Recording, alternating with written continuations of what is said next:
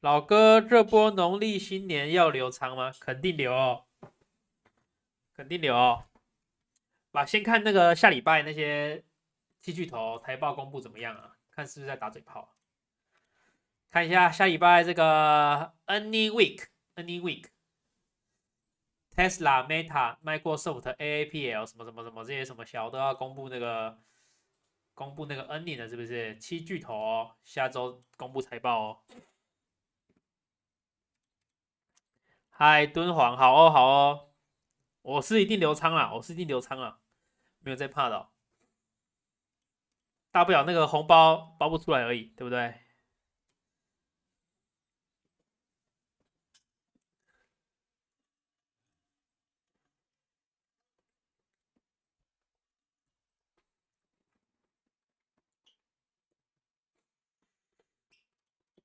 下礼拜开奖哦，七巨头开奖，应该那个美股会有比较大的震荡。那七巨头现在那个资本支出都往那个基础建设靠下去了，应该不是说仔啦，但是真的要落地赚到钱，应该还要一段时间。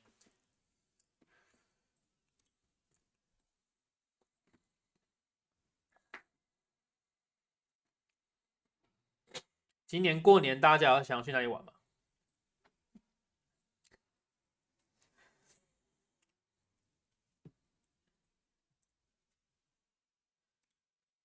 有道理，没有啦，乱讲的啦。敦煌最近过得好吗？今天红哥比较少去睡觉了，没人陪我在这里，在家。你说下班就在家，还是你不用上班？过年在家哦，等我揪。主播有推荐去哪里吗？没有哎、我也不知道要去哪里。反正我们家都是没有先订什么饭店什么的，就是可能前几年要去看什么落羽松哦，去一个苗栗看落羽松哦，忘记了。那过年不就都那样？在家过年，真的假的？宅7天哦，这么爽？那你们会赌博吗？你们会摸一将吗？过年会开直播吗？哎，好问题耶！我会带这些设备回家，至于会不会开直播，考虑一下，考虑一下。大家想看我过年开直播，我就偶尔开一下。但我觉得过年很无聊，应该会开啊。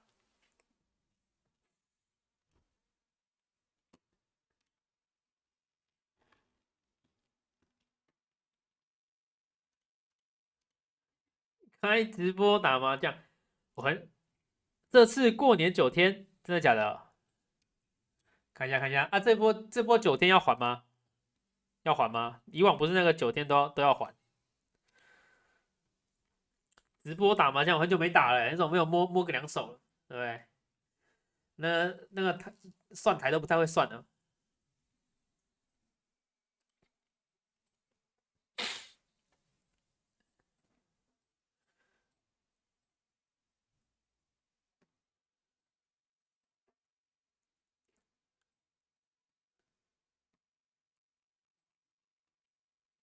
过年年终拿到，直接往美股里面再靠进去，不用怕，不用怕。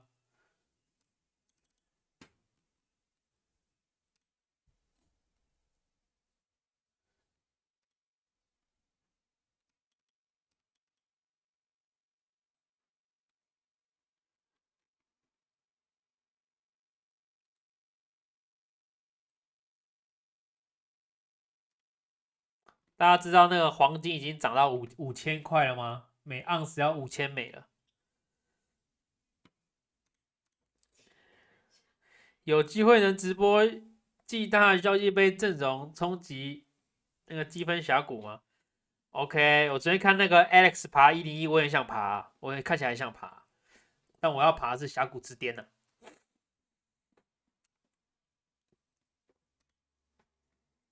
会在那个什么剑魔直捅一刀吗？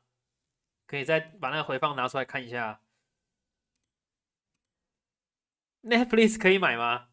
哎，好问题耶！昨天那个 Alex 爬完那个什么，爬完101来看一下这个 Netflix 长怎么样？来看一下 Netflix 怎么样。哦，Netflix 今天已经跌12%了。哎，Netflix 我记得上次分享过了，哎，分享过了，但是还是再看一下。Netflix 有点惨啊，他好像要跟谁什么并购是吗？大家有听过这个有听到这个新闻吗？跟那个什么什么兄弟，皇室兄弟啊，哎，不是那个什么华纳兄弟，还是什么什么兄弟？大家有个影视业叫什么兄弟？大家知道吗？我看这下面有没有有一个什么 merge 啊？哦，这个 Warner Bros 是什么？Warner 华纳兄弟，华纳兄弟到底是做什么？是唱片行吗？还是影视业？很少看这种串流平台啊，都不好看。什么单身级地狱，对不对？不好看，没料。看一下估值，估值6个月前 DF，D 减，然后变到 F，变到 D 减。成长性从 A 减变到 B 加，probability 这个获利能力都是 A 加，momentum 从 A 减掉到 D 加啊，revision 从 B 加掉到 C 啊，没料啊。对，他们好像跟华纳兄弟并购吧？我这里看到的是这个 Warner Bros， 然后这个它在这个 movie and entertainment 这个 industry，然后 sector 是个 communication service，这个 industry 34名排18名，然后这个 sector 223名排104名，有点惨啊，算有点惨，这个分数走不是很好。看一下，你看这个本益比都太高了，有没有？它的同行中位数都才大概13、14、17，它都已经30几了。那如果把那个成长性含进去的话，也是输啊，都贵了大概60%。没料。华纳兄弟有出什么？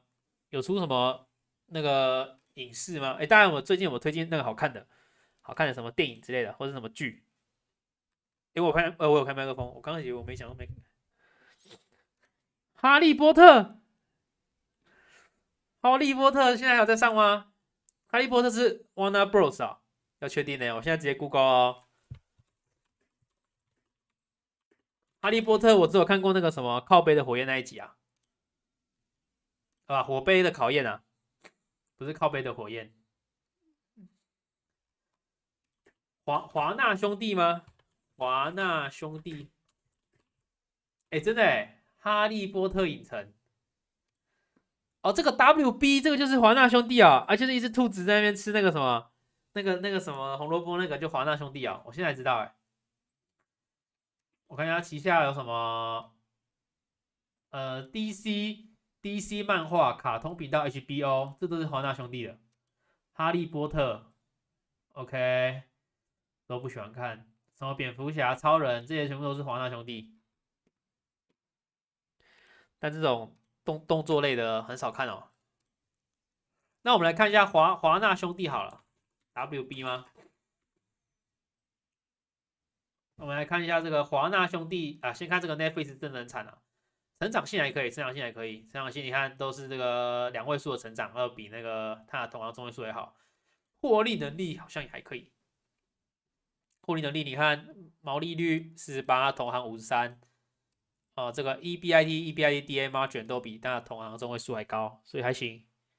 Net income，哎呦，屌打，屌打，它同行只有4.4%，它24.3%。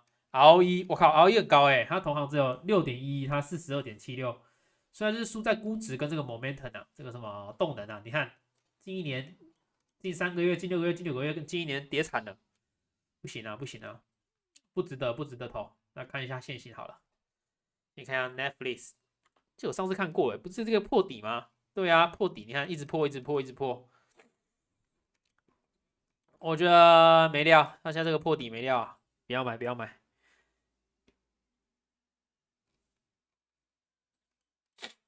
黄金大涨有建议哪一只吗？我现在就有持有一只。哎呦，东航，你这个问很会问的。黄金大涨啊，第一个，如果你什么都不知道的话，你想要直接投资黄金，就是投资这个 ETF，投资这个 GLD 啊，就是直接投资这个 ETF 就好了。那如果你要投资股票的话呢，我自己是买那个 B 这家买 B 这家公司，这叫什么？Barrick Mining Corporation， 我是持有这一家，这家我今天刚好看到那个看脆，看到哪里？看这个，有没有？这个是大叔的投资笔记，铜短缺即将到来，预计到2040年，全球经济面临1000万吨的铜缺口，相当于全球目前需求的33%。同时，全球铜需求将从什么2025的2800万吨飙到2040年的4200万吨。反正这个图就是这个铜会缺，未来铜会很缺啊，因为那个什么电动车的普及还有电网的升级，就用到很多铜，所以我投这个 Barrick Mining， 他们原本是做这个金的，而现在铜他们也有设计。翻译一下，我是投这一家台股的话我就不知道，你看它原本是这个什么巴里克黄金公司，然后它现在成立在1983年，然后有从事这个金和铜这个探勘啊，什么的。它就是开发这个一级资产，一级资产就是在什么10年内以低成本，什么每年生产超过50万盎司的这个黄金的矿场。然后这里自己看一下啊，还有很多什么铜矿业务啊，反映了什么战略性的什么铜矿什么电气化那个需求有没有？阿伟安安，嗨红茶，昨天再问台塑，今天就涨停了。等一下，这么会数哦，到底是什么东西？台塑？我昨天给的建议是什么？我给相反的吗？我建议你买还是没有？如果我建议你买，我就讲的好来看一下。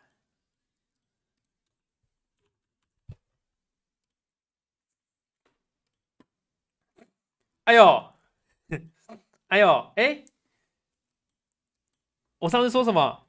我说业绩当然不要买。你有买吗？还是你没有买？我说它是亏钱公司啊，我想起来了。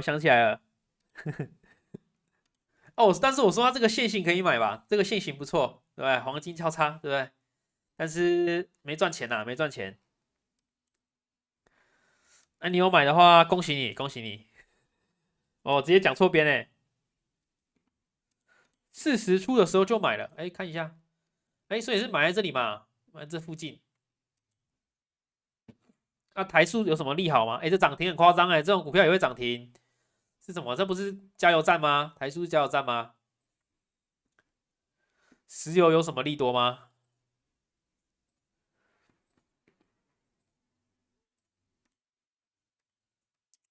但如果以现行的角度来说，它在这里就上穿了，在这边以这个技术分析的话，这里就黄金交叉了，有没有？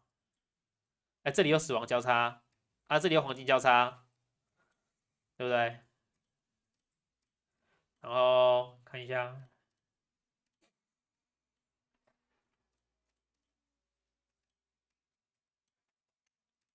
越烂越喷，没错。这里有死亡交叉了嘛？然后这里2个黄金交叉。大家知道这个形态是什么吗？这个形态是什么？大家知道吗？这个形态大家可以去看一下。这里如果有形态老师的话，会跟你说这边叫做这个杯状带柄。这个叫什么？我不知道大家有没有看过一本书？我也突然忘记书名叫什么了。超级绩效。今天跟大家推荐一本书，超级绩效。大家有人看过这本书吗？他的这个作者叫这个 Mark Minervini，反正他这个他这个超级绩效这本书出来呢，他就是主动交易人，但是都打败大盘的。然后他就提出一个那个形态，这个形态叫 VCP， 应该没记错吧？很久以前看的 VCP 有没有 ？VCP 形态是什么呢？怎么用它判断这个进场点？可以看一下。他就讲说这个东西2次收缩3次收缩4次收缩，它这样收缩的话就会往上喷啊，你自己看，这个台数呢就是这个收缩，对不对？哎，有没有这样收缩、收缩、收缩？而且，然后这个形态，这本书里面有提出这个形态，还有第二个叫做杯状带柄，杯状带柄。这两个形态大家可以学一下，可以学一下。哎，杯柄形态 cup and handle，这个也可以学一下这个形态。这形态也是要喷的一个形态，有没有？这样，穿过这里的时候，这就是一个买点。那我们看这个台数，对不对？穿过去买点。但我自己不是做，现在不是做这种形态短线的，我是做比较长的了。好了好了，红茶今天过得好吗？还有什么问题呢？今天很 free 啊，今天没有想到有什么主题可以分享，就想要开一下跟大家聊聊天而已。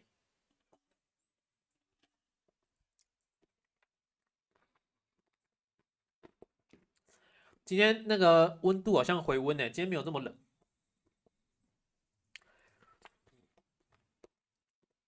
那今天就骑机车去吃晚餐。我吃晚餐的时候回来骑在那个马路旁边，不是有那个机车道吗？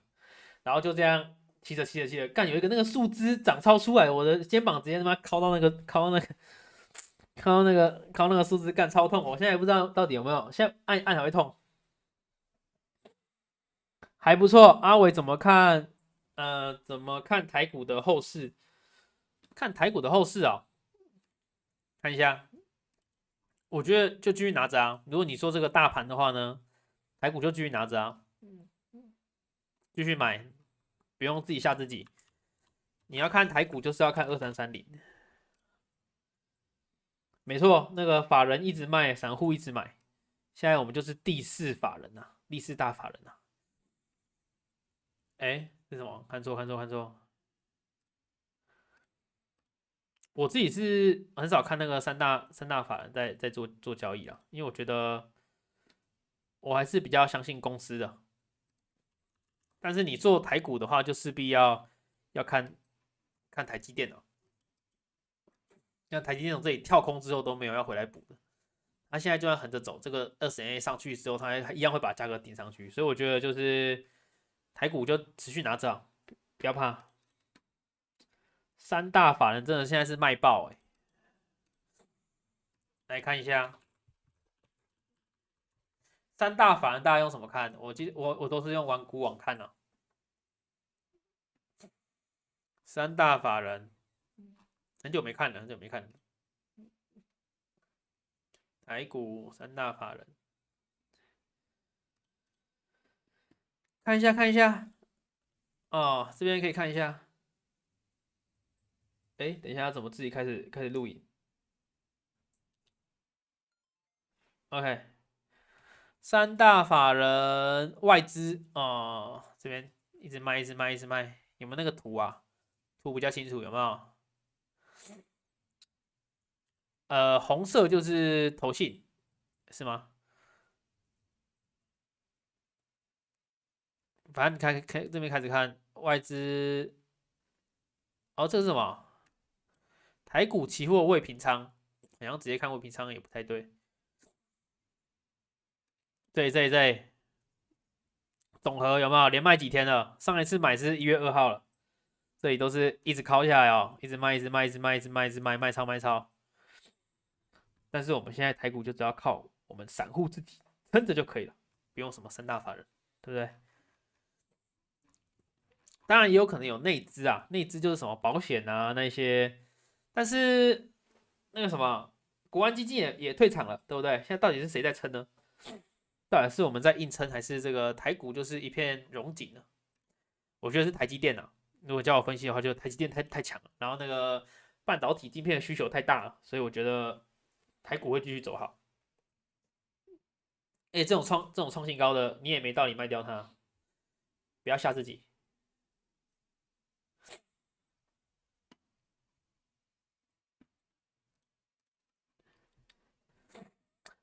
还有人要问问题吗？问问题的直播先点赞才可以问。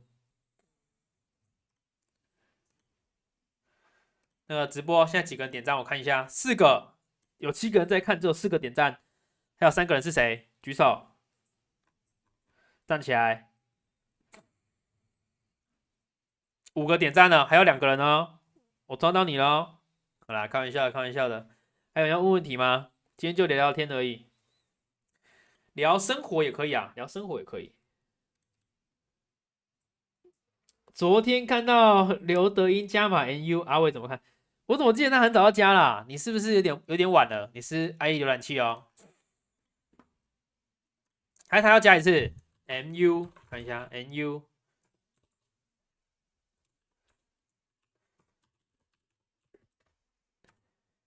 这个我记得我前期直播就已经讲过他加码。哎，你看他1月16号就已经买了，对不对？刘德英这个啊，买了多少？780万美金，这边他就靠进去了。啊，MU 我有持有，你知道吗？MU 这档我已经讲过了，就是这是我2026会拿到底的股票，它就是我2026最看好的一家公司，就是 MU。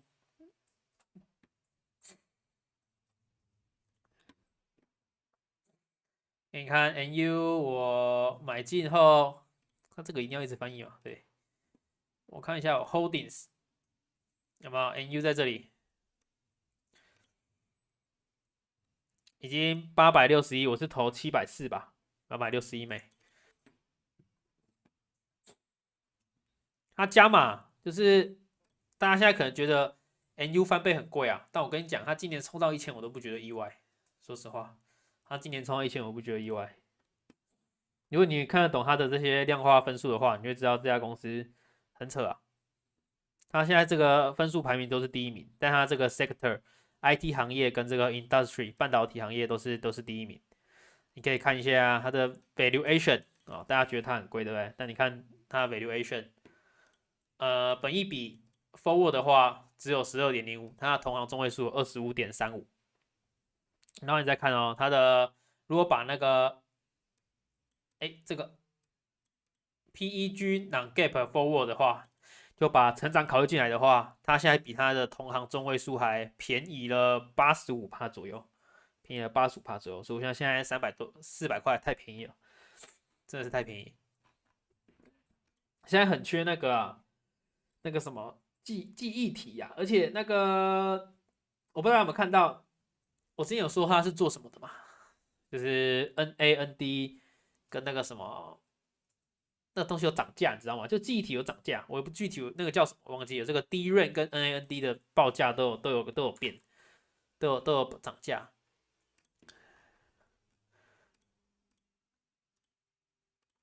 NAND 吗？看这样查不查得到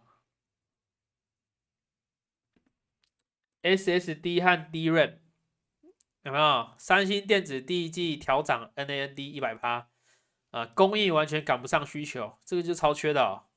你看，记忆体最近市场出现很有趣也很熟悉的画面，就是通路零售部分中小型客户开始靠背，第一润涨得太凶，NAND 涨得太凶，货不好走，拉货停滞，终端卖不动，交易开始清淡。三星都涨了，对不对？Apple 已经在谈Q2这个 DRAM 跟 NAND 的合约价一次补涨70%，不是在讨论会不会涨，是在讨论怎么消化。记忆体行情正式进入第2阶段，第1阶段是什么？库存循环与价格修复。受不了喊痛的多半是一小撮零售，看一下。第二阶段才是关键，从价格从 SPA 短单一路走到长约。当真正的大户像 Apple 这种量体开始面对现实，接受原厂对哦，看到吗？这个 AMD 现在缺爆，而且我昨天又看到一个数据，给大家看啊，就是这家公司先看一下它的 summary，它的 market cap 只有449.81 billion 哦，449.81 billion，对不对？先记一下。那我们看一下 NVIDIA 现在最大的公司，对不对？NVDA 看下 NVIDIA 的这家公司的市值是多少？4.56 trillion 啊，这是 billion，所以这大概是4500，对不对？那它是450啊，就是它只有它的1/10，这家公 NU 只有这个 NVIDIA 1/10，但你去看它赚的钱哦。Financial 我们看一下，两边比一下，它的 revenue 呢 ，TTN 有这个42312，NVIDIA 是187,142，也就是它赚了它的1/4的 revenue，但它的公司其实只有它的1/10而已。我不知道大家听不听得懂这个啊，但是可以去理解看看，就是反正他们这个量体，就它现在已经赚的很多了。虽然不同行业不能这样比，但是 NU 是我真的是估值也低啊。那成长性哦，不用看，整排都是 A，而且你 EPS， 你看它 EPS growth forward 是279.76哦，279.76什么意思？你知道吗？就假如它的这个 EPS 今年是3块的话，明年要乘以大概2.79哦，它的 EPS 是用跳的哦，是1楼跳、2楼跳、5楼这样哦。EPS 这个未来的 EPS 的那个成长性就在这里，它同行只有11点，同行中位数只有11.15，你就知道它多猛。对，代表很多成长的潜力啊。这个 NU 是我最看好的。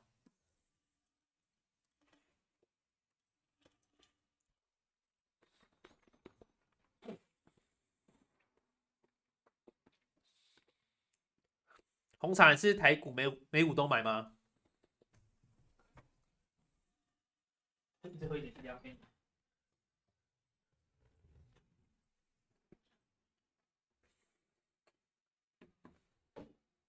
台股我现在在做的是那个股东纪念品策略，我想领看股东纪念品，没有做过。哦，美股你买 VO 跟 BTI，就你就去买那个大盘嘛，也可以，也可以，也可以。啊，我是做一半的资金，我是投刚刚这个10档股票，就是我看好的。那还有一半的资金，我是做那个3倍的 SPY 的杠杆轮换策略 LRS，你应该可以看我的影片，找我的影片也可以看得到。今年我的投资策略是这样。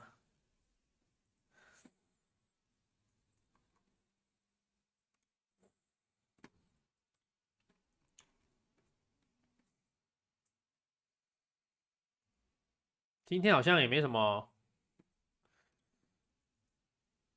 好像也没什么好聊的，就是最近都在看一些数据而已。黄金啊，跟 AI 的那个什么，像是产值行业的，就是基础建设有关的，就是我今年10档很多都是布局这个方面的。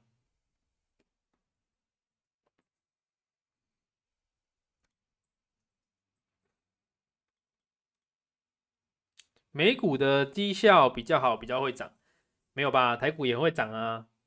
如果你台股买0050，你是赢美股的呢，就是你要看时间呐、啊。然后之前有个观众问我，就是为什么我只投美股？哦，这个我之后也会拍影片跟大家讲，但是我已经想好怎么讲，那个讲稿已经写好了，但是还没有时间拍。就是为什么只买美股？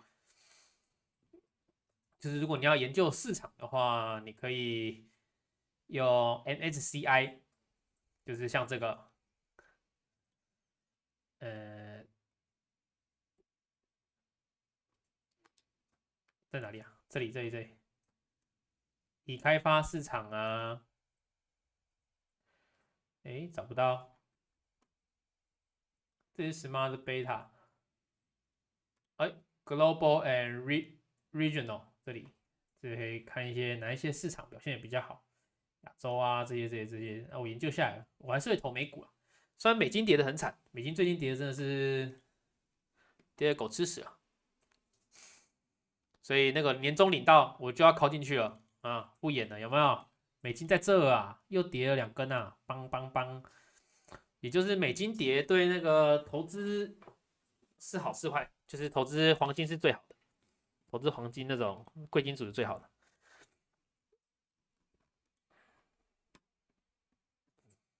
啊，黄金的话就是投 GLD，那如果什么白银就投 SLV，对，就是你就一样可以直接去买一个 ETF，就是我觉得美股比较好，就是这样，就是直接去投整个 ETF 就好了。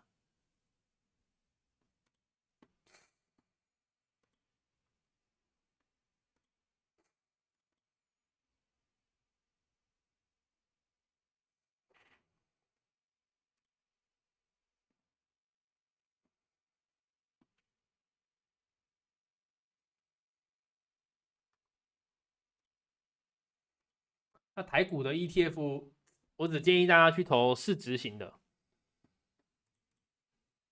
请问一下，比特币未来会好吗？那我们就来看一下比特币。只是比特币的分析，我比较多的只会从现行上面去分析，但是它的基本面，就你要懂什么区块链那些它的未来什么的，你才能去分析它的那些。来，我们看一下比特币。正常来说啊，美金已经跌这么惨了，比特币应该要涨才对，因为比特币是用美金计价，你懂吗？就美金变便宜，那你的比特币应该要那数字要变多嘛，可以先这样想。但是比特币却一蹶不振啊，一蹶不振，不知道是什么了。看一下那个一年的成交量在哪里？哎，到下面了哦，就成交量已经在下面累积了哦，这样看会不会有机会？这里黄金交叉，对不对？这里交叉一个，就是交叉一次吗？对，这边是交叉一次，这一根跟这一根还没交叉，但这边要交叉没有交叉很危险，这要交叉没有交叉很危险，有可能会破底哦。然后这个被120EMA 压住，这边120EMA 压住，会不会好哦？我这样看，但是觉得不会，就是它至少要先有黄金交叉，就是20MA 上穿60MA 跟21MA 上穿60MA 这两个事情至少要先做到，我觉得那个趋势才会启动啊，不然现在就是一直被这些均线压着。它密集成交距的那个最大的那个量的价格也在这里，所以这里面也要先站过去啊。我觉得如果你真的要先看到涨，就是它短期做这个头部的话，先走过去啊，不然没机会啊。这边96942，至少先走过96942再看比特币，没走过这边就不用看。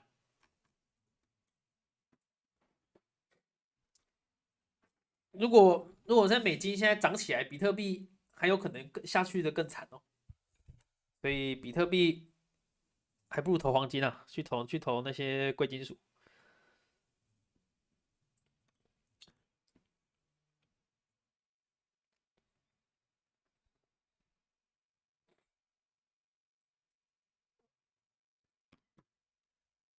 还有吗？哎，感谢，不会。哎，蜘蛛，你是投资台股还是美股？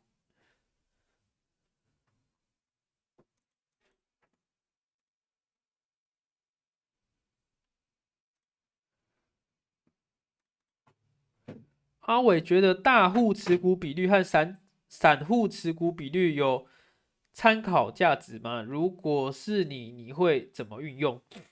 哎，好问题哦。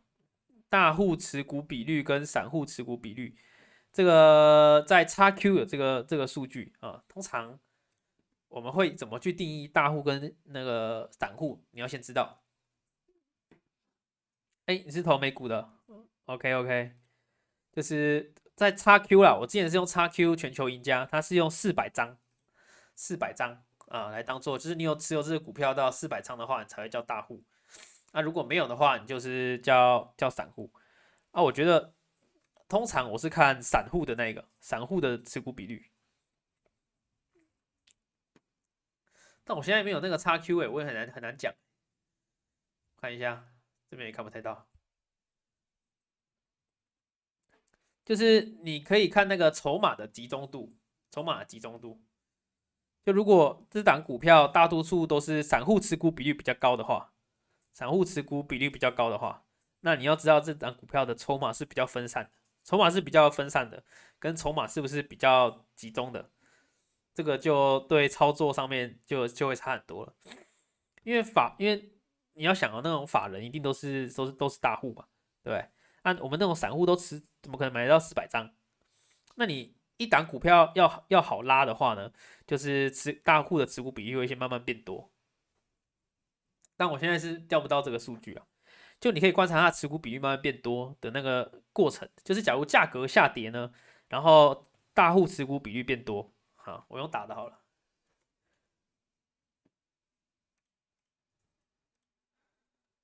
哎，这个价格下跌，然后加上大户持股比率变高，或是散户持股比率变低啊，这个就代表大户在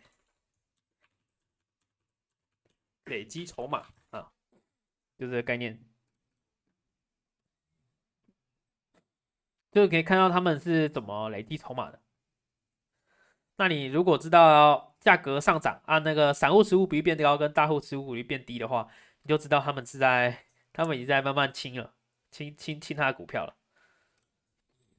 想问主播都留多少现金流？我真的留不多我都留一个月吧，一个月的那个大概一个月薪水在身上而已。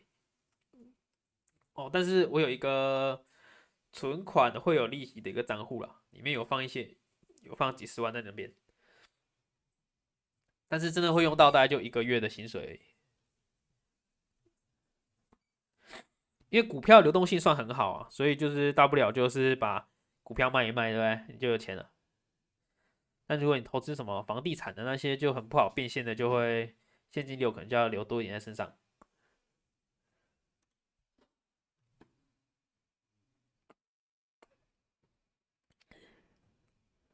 OK 吗？那个红茶应该有回答到你的问题吧？你是从 XQ 看到这个数据吗？就是通常会用400张当做大户跟那个散户的分水岭，然后可以看一个东西叫做这个台股金字塔吗？我有点忘记了。哎，看一下，神秘金字塔，股权分散表。这边呢，假如就输入2330，对不对？这个神秘金字塔，大家去搜寻一下台股这个神秘金字塔。好，我们来查2330，就可以看到这里，它是用集保这个张数，它就是说2026年1月23日呢，这个股东人数是190万，平均每个人持有这个13.61张，然后大于400张的大股东持有张数是这个怎么分割的这么弱啊？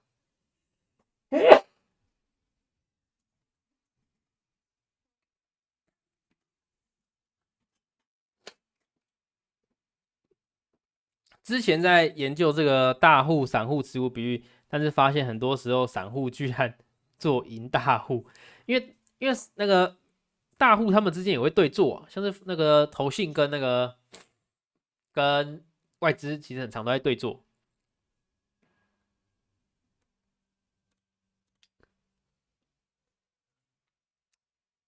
但是这种指标也很难用，因为它是以一周为那个就是它是一周公布一个，它不是一天公布一个资料的。但是 XQ 可以调这个资料啊，你用 XQ 全球赢家的话，你就可以调这是持有400张以上的这个大户持股比率，对，是89%，那你就看以前是几趴，都大概89%，你就看它这个价格跟这个大户持股比率跟散户怎么持股啊？但我觉得这个分析已经到很后期了，就你去分析这个筹码，还不如先多去分析这个股票的这个未来的那些基本面资讯。这个神秘金字塔这个网站，你可以研究看看。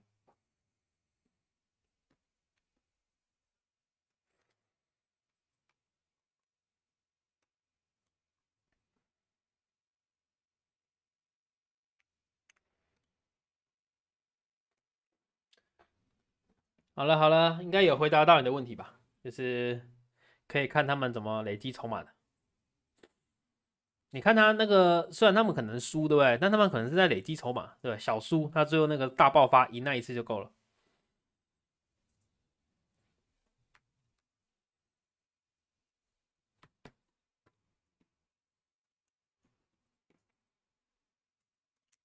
还有什么？还有什么想问的吗？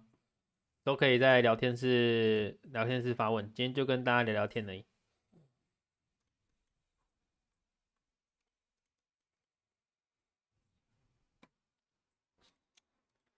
不是股票的也可以啊，不是股票也可以。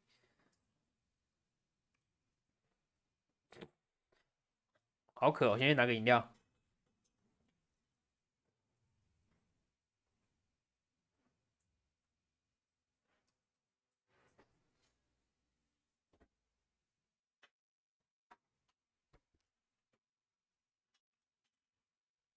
哎，蜘蛛发问了，请问 ULTI 你觉得如何？哎，我很多公司都没听过，ULTI 是美股吗？ULTI，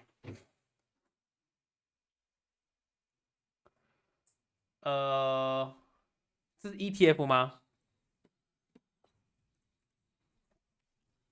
主播有打算在国外自产吗？有啊，现在买美股就是在自产啊。你说那种房地产嘛，房地产还没那么快在想。Income Max Option Strategy，哦哟，这是一个选择权的策略吗？Income Max 这个选择权是怎么做的？研究一下，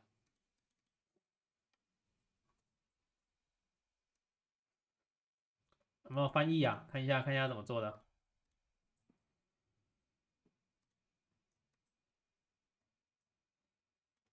公共股权和固定收益市场，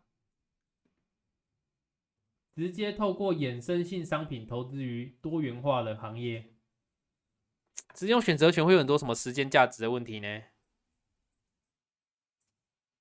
然后投资多元市值成长价值股票，也很新呢，2025年10月31号才开的。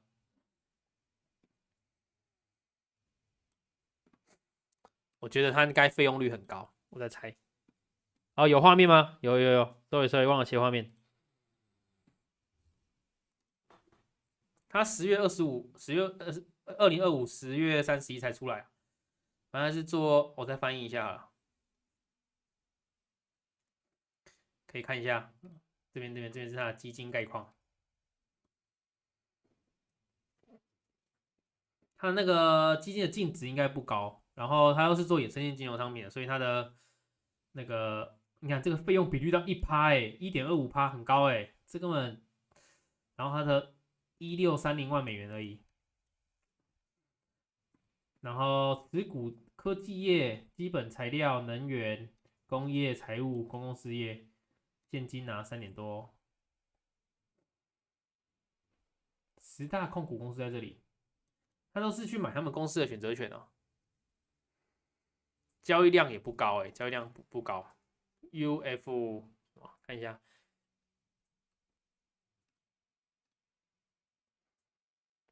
，UF ULTI，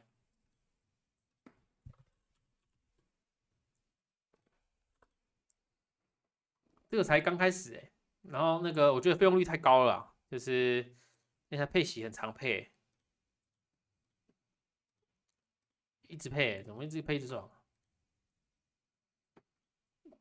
我觉得再观察一下，至少等它那个净值大一点，不然现在这个费用率一年要抽你1%太多了，都赚不到1%了，要抽我1%，对不对？而且你看它这个前10的股票占了56.22%，我觉得太大了，就是这个没有很分散。它虽然只有100档，但前10档要占到56%，太大了，不够分散，因为太集中曝险了。那它怎么选股的？你要看一下那个规则是怎么选的。我觉得它至少先等它多一点，基金净值大一点，然后 AUN 太低了，就是太小了，不适合投。它这里可以看这个 ETF 的 rating 啊，你自己看。这个太新了，还跑不出来。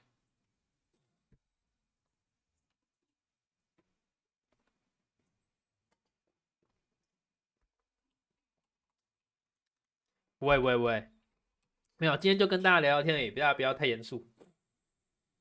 我应该开到10点半吧，就开到美股开盘，今天就轻松一点。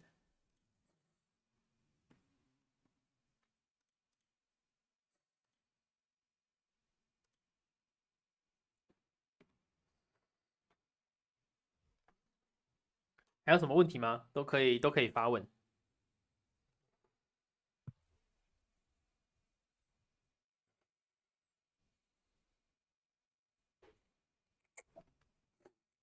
大家有看那个 Alex 爬101吗？当然，我们跟这个直播，礼拜日看的那哇，心惊胆战呢，好可怕。然后我后面去看一下他的资料，我才知道他是那个全素食主义者，全素食主义者，他连爬完去吃那个小笼包都是吃素的。我想，我靠，那个吃素那个蛋白质这么难摄取，很难长那些肌肉的，要怎么怎么有这么大的力量？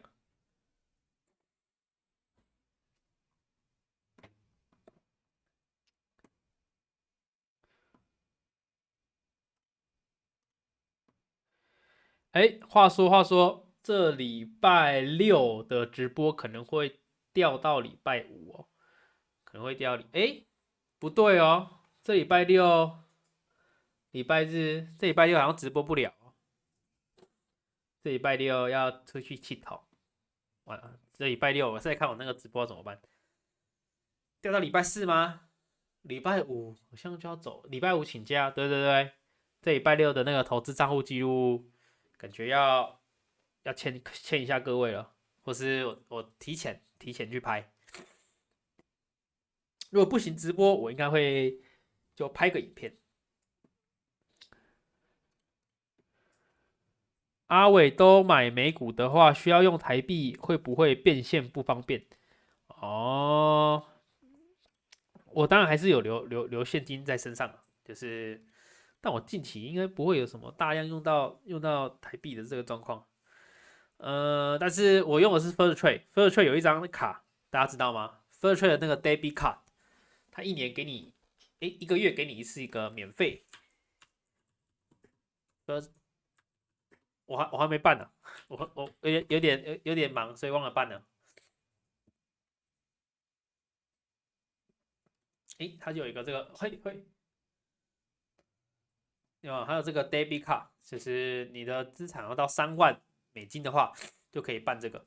那一年就可以给你一次这个领现金的机会。我开个画面，就是这个，我是用 First Trade 啊，它有你然后到3万块资产的话，就可以申请这个提款卡。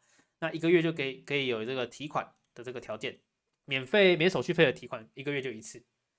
然后就是最多就是提1000美金，然后不用手续费，所以你还是可以领个3万出来。所以未来呢，我去办这个，可能就之后需要钱，就是用这个，每个月只会提供一次，要超过次数就是要手续费了，手续费就不便宜哦，几美金啊。所以我之后会去办这张卡片，就是需要钱的时候就领一下。它需要25000美啊，25000美就可以去办这张 debit 卡。好，我改天来办一下好了，有空来办一下，不然我急需用钱不知道怎么办。但急需用钱应该都是买房买车吧，买房买车吧。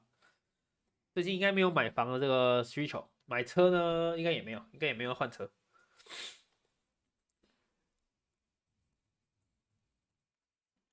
想换特斯拉啦，就是看那个特斯拉，大家有研究车子吗？跟大家聊车子可以吗？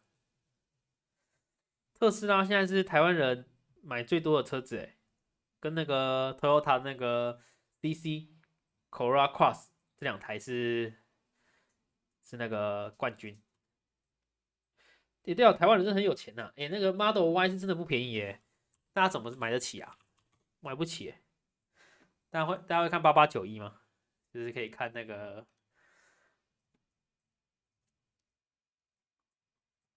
我都有时候闲闲没事做的时候都爱看，增加销售排行看一下。第一名 Tesla Model Y 月销量2025年12月5124台。我们这边观众有人开特斯拉吗？我想要租特斯拉去车博看看，就坐在车上看，因为听说它有什么那个露营模式，然后你又可以吹冷气，对，又有电。那第二名那个 Toyota 那个 Corolla Cross 才4804台。来，大家都开什么车？聊天室。然后前几天看到一台那个什么 Focus 啊，Focus 在那个什么国道上面直接开到烧起来，整台车火烧车哎！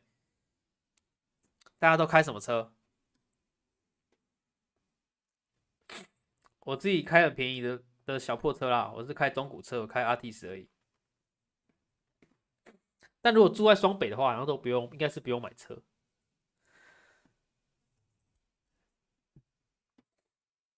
有吗？大家还有什么问题吗？把握现在10点5分，开到那个10点半。Uber 最强，你都叫计程车哦？叫 Uber 贵吗？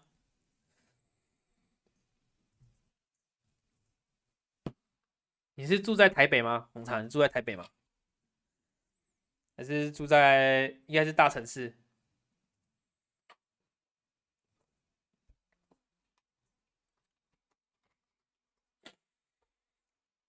我都在台北都搭捷运公车而已。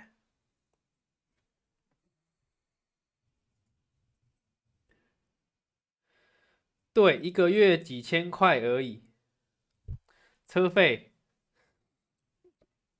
你是台北，你上班你不用上班吗？还是你要上班？上班每天搭也是很贵吧？但是我那时候之前呢、在上班的时候，主管全部都是搭计程车上班，也很多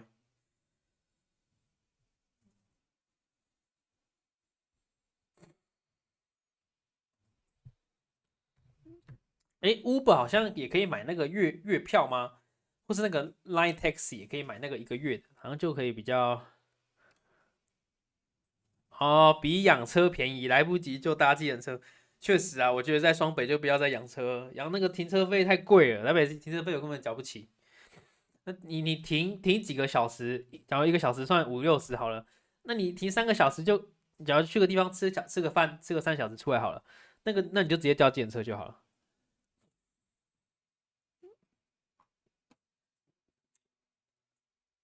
我也是在台北上班的，但我是住在宜兰，在宜兰就比较需要开车，开车比较舒服一点，不然骑那个在台北那个就算骑机车的话都是一堆红绿灯一直在那边等啊，在宜兰都是这样一直直冲，然后都很冷这样，然后你还有那个蚊子攻击，蚊子还会攻击你。哦，我之前住台北的时候是用那个共享机车，大家知道吗？iRent、WeMo 跟 GoShare，就是我会有时候就是去买那个一个月的，你就可以一个月一直骑，很多很多分钟让你骑这样。但是后来就比较少了，后来就比较少，因为太常下雨了，下雨骑机车有够痛苦的，台北有够冷，受不了。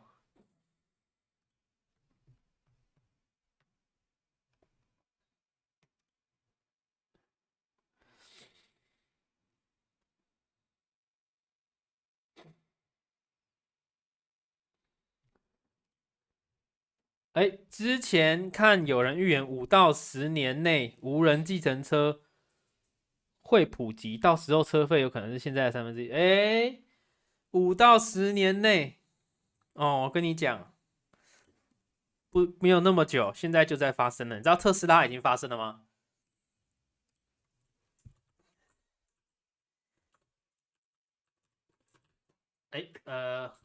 ？TSLA 计程车有没有看一下？它这个 Waymo 营运已经扩到这个迈阿密了，现在已经无人计程车已经确定确实出来了。有没有？就像没有人做哦，这些你去看一些影片，应该都已经出来了。Robotaxi 服务正式启动，但不是完全无人驾驶啊。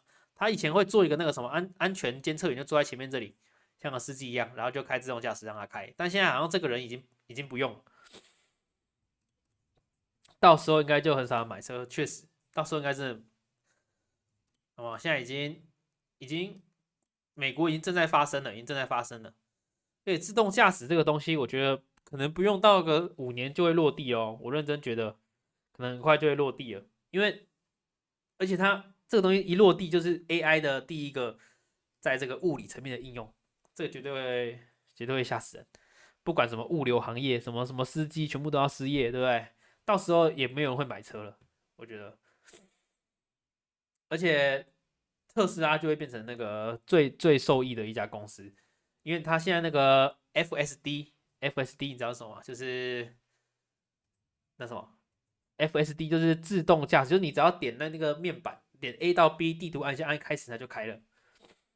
这件事情已经变成订阅制了啊，就是你现在要用这个服务要订阅的，你不能一次把它买断了。也就是它的那个只要变订阅制，那公司的现金流就会变多，现金流变多，它就可以去做更多的投资。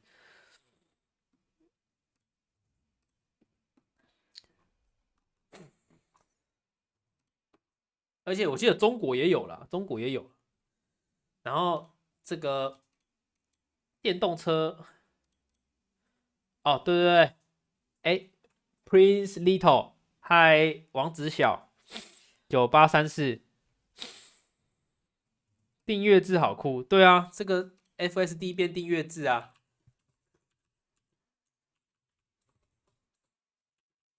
到时候跟 Netflix 一样，对不对？你不订阅你就没办法用。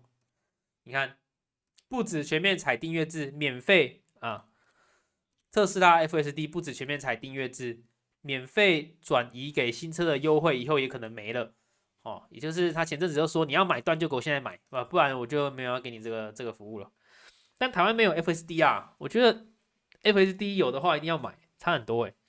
我也没有体验过，真的体验过 FSD。现在特斯拉为什么台湾这么多人买啊？他还不是要自己开吗？到底爽在哪里？是车博吗？因为我自己是之前会去找那个露营车来租，然后去车博的。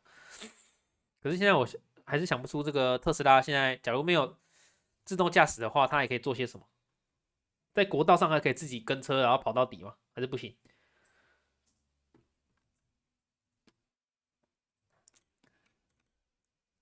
然后大家记得啊，那个这些七巨头下个礼拜，就要公布那个他们的 earning weeks，就要公布他们的那个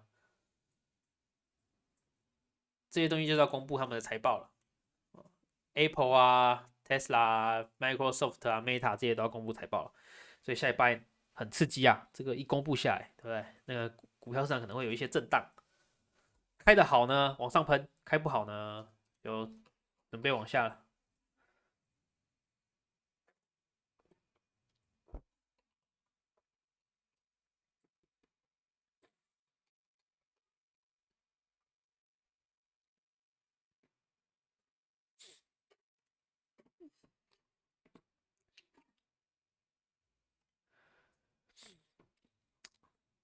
还有其他人要分享的吗？有什么要分享的吗10点13，哎，我们等个美股开盘，等个美股开盘。SPY 现在川普说到什么那个对欧洲课征关税往下跳，然后又说我不要了，又跳回来了，很有趣啊。川普说什么，大家就是加仓的机会又来了。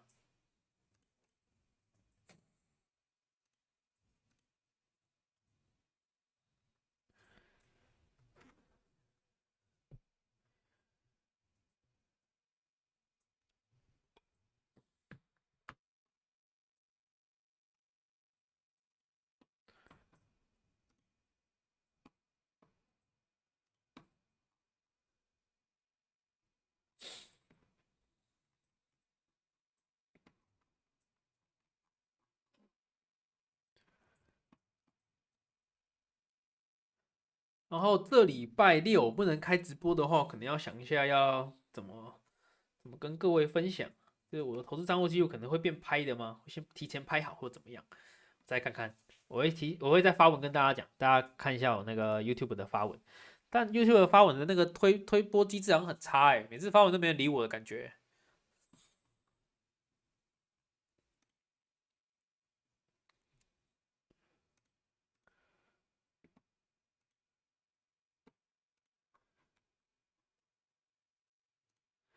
没被推播到。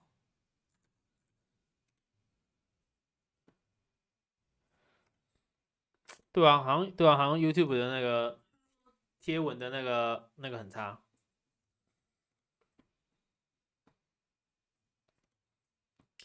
不知道，反正 YouTube 就有时候影片的推播也不太稳定。就是我发影片，大家真的都有看到通知吗？还是有时候会没有，有时候会比较晚这样，我也不知道他是怎么审。但我就是佛系啊，佛系。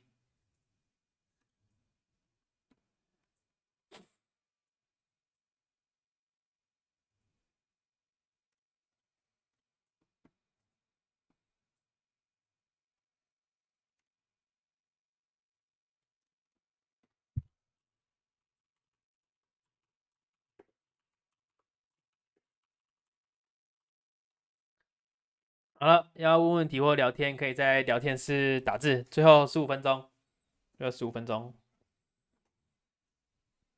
哦，今天骑机车撞到那一下真的很痛那个树枝撞我肩膀，我到底有没有 OK 啊？真的很痛然后各位有发现我最近剪头发了吗？今天刚剪，现在剪头发还涨价了，真的是便当吃不起，头发也剪不了了吗？之后也要自己学剪头发了吗？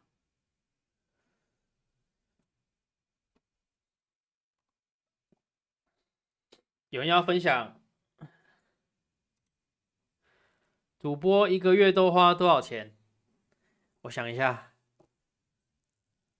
房租、吃饭、交通，我觉得应该2万5多吧，2万5左右，2万到2万5吧，可能2万5啦，差不多，随便抓的。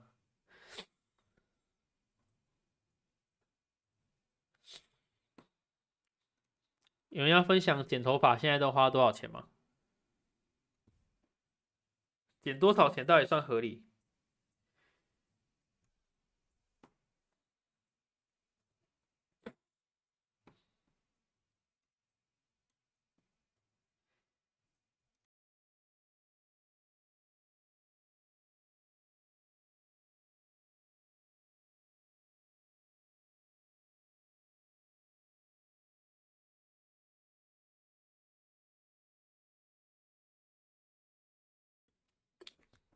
来，大家来猜我这一颗头剪多少钱？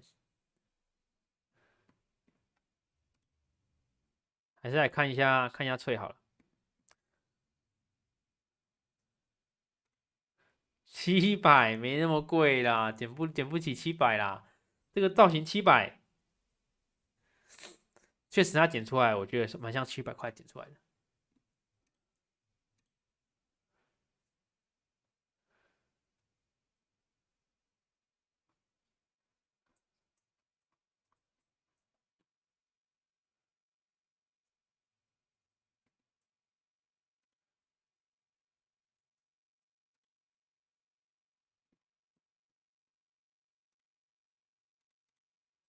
你偷剪700，太贵了啦。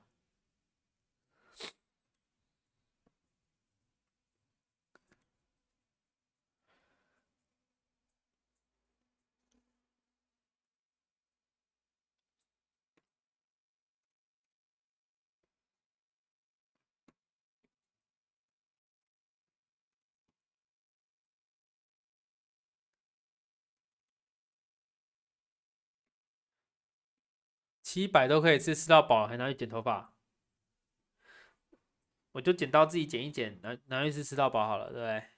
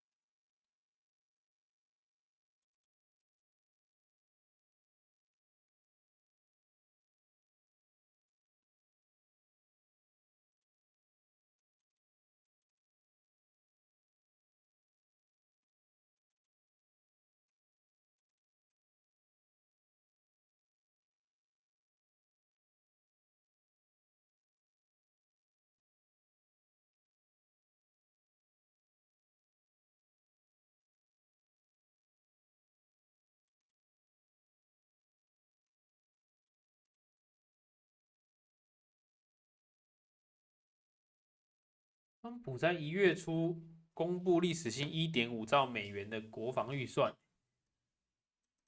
欧洲军事支出同样创下新高。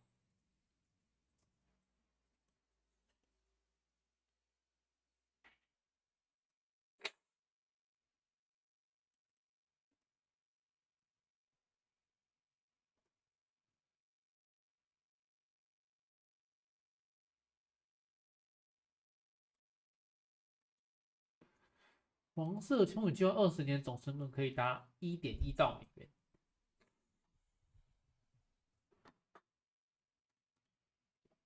川普是不是在炒股？我也觉得他在炒股。没有一个这个总统整天用那个 X 在上面发消息的。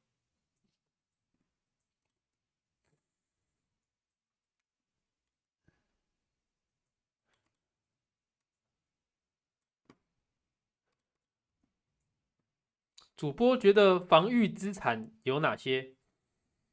他这边写的这个防御是国防类的，但是你说比较防御型的资产，我觉得有三个方向。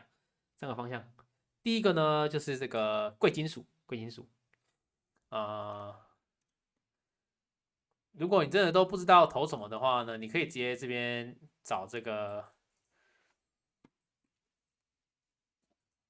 像贵金属现在走的很强啊，你不要小看这种防御，我都不知道是防御型还是进攻型的。这个 basic material 就是 material 是原物料的，就是 XLB。那其他的还有那个那叫什么？忘记了，高股息的，打在聊天室好了。就是比较偏防御的，一定是比较偏越像固定收益，但又不到直接去投债券。我觉得第一个是高股息，然后第二个呢是那个特别股也有 ETF。那第三个呢，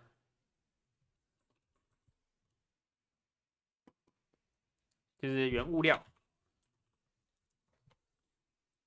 或是贵金属啦。我觉得这些是比较偏防御型的，就比较偏避险用的就可以去投这一些。大家这篇讲这个防御讲的是国防类的，讲的是国防类股。但国防类股能不能算防御呢？我觉得也可以啊，就是它是比较一个稳定的需求嘛，对，就是每个国家都一定要提升自己的国防。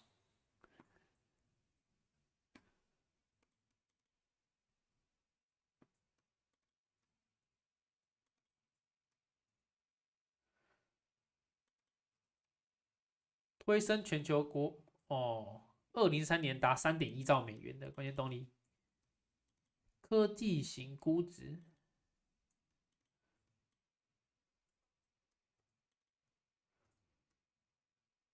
国防类股有受益耶，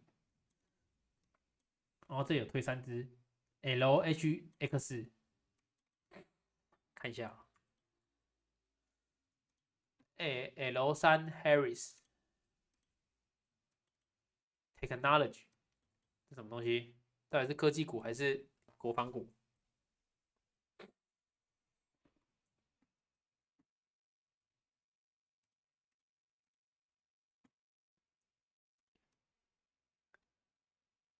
太空和机载系统 SAS 综合任务系统通讯及频谱优势飞弹解决方案。所以这是用一些科技，然后在国防的那些股票。OK， 看一下。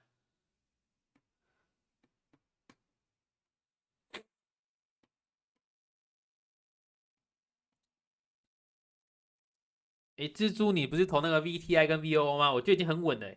但如果你真的想要再更稳的话，你可以去投那个特别股的 ETF。但是如果你是台湾要投高股息或是特别股的话，我不是很建议，因为我们这样投资，他们那边是要被抽股息税的，20%吧，就是所以还是不要去投高股息。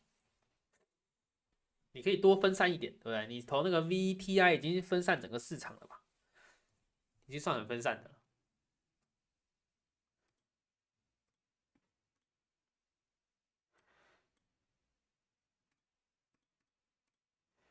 619排34，64排4，还可以耶。太空防御，估值有一点差，估值都比同行还高。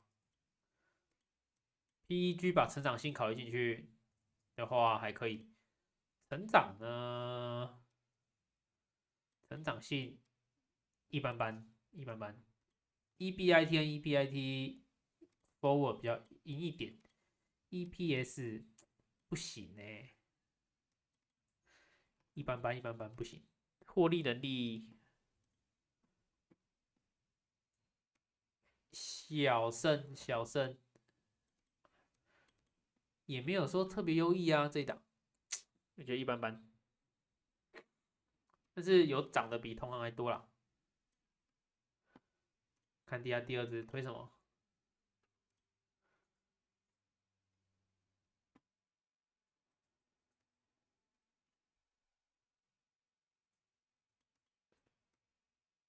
哦，它收益这个10亿美元进到美国，及盟国飞弹、火箭引擎的推动。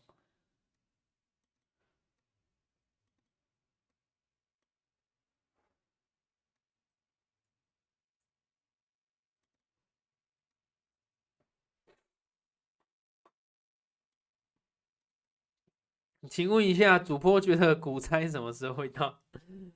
这个股灾吗？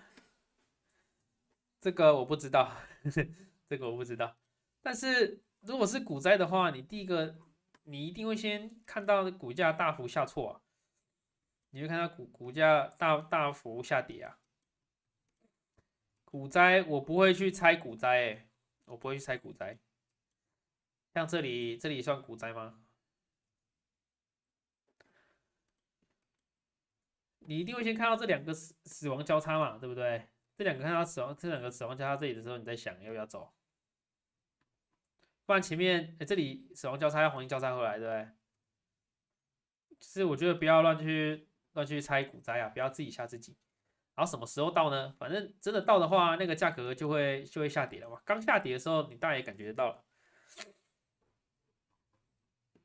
什么时候会到？你看你假如一直骗自己这边会到的话，那你其实都损失了很多上涨的空间。最大下跌在这里啊，这边跳空跳空跳空，然后一样啊，这里会有两个这个，就是两个死亡交叉嘛，那你在这边就可以跑，虽然跑的会有点晚，但是我觉得不要乱去瞎猜什么股灾，而且美股会熔断啊，真的跌到熔断的话，你应该也知道股灾要来了，但股灾来真的要退场还是要加仓？呃，我之后再介绍两个市场宽度的指标，市场宽度的指标，它是另一个 YouTuber，我看另一个财经 YouTuber 用来分析的，就是之后再跟大家分享，就是那个指标，大家可以看得出什么时候是恐惧，什么时候是贪婪，然后它好像是用全市场的公司在20年内以上的，跟20也忘记了，我再去找到来跟各位分享。就看那个指标，可以大概知道低点跟高点在哪里。OK，10点半了，看一下开盘。OK，开20年之上还可以，开的还不错，还不错。我在这里有加两次，这边有加两次。别人恐惧我贪婪，别人贪婪你恐惧，没错，反向操作。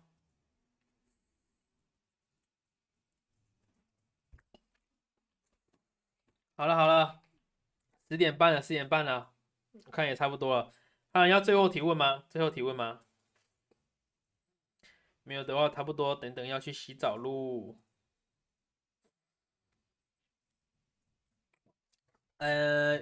这礼拜六，因为我有事啊，所以那个投资账户记录，谢谢你辛苦了，也辛苦你了，感谢你参与我的直播，不然我今天很像这场独角戏，那叫什么去了？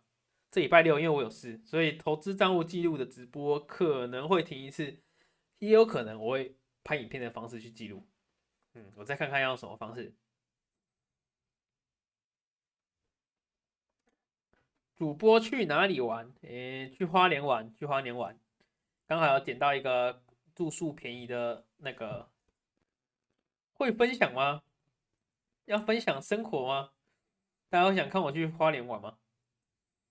我只是去找一个那个小木屋呀，去那边重新审视我的投资账户组合到底合不合理，会很贵吗？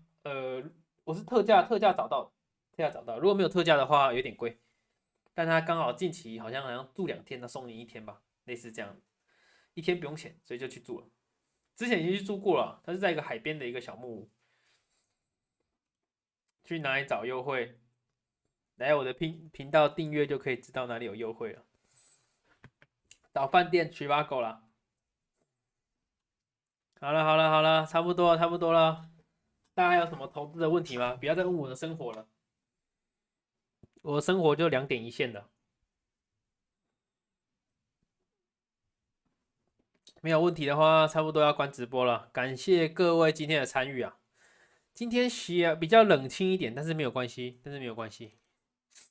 就是大家一样可以继续关注我频道。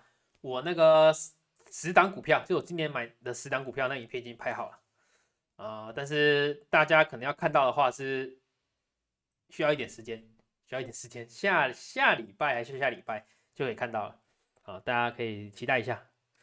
好了，这是阿伟的投资日记，今天就讲这么多啊，那就大家拜拜啦，晚安，早点睡，拜拜。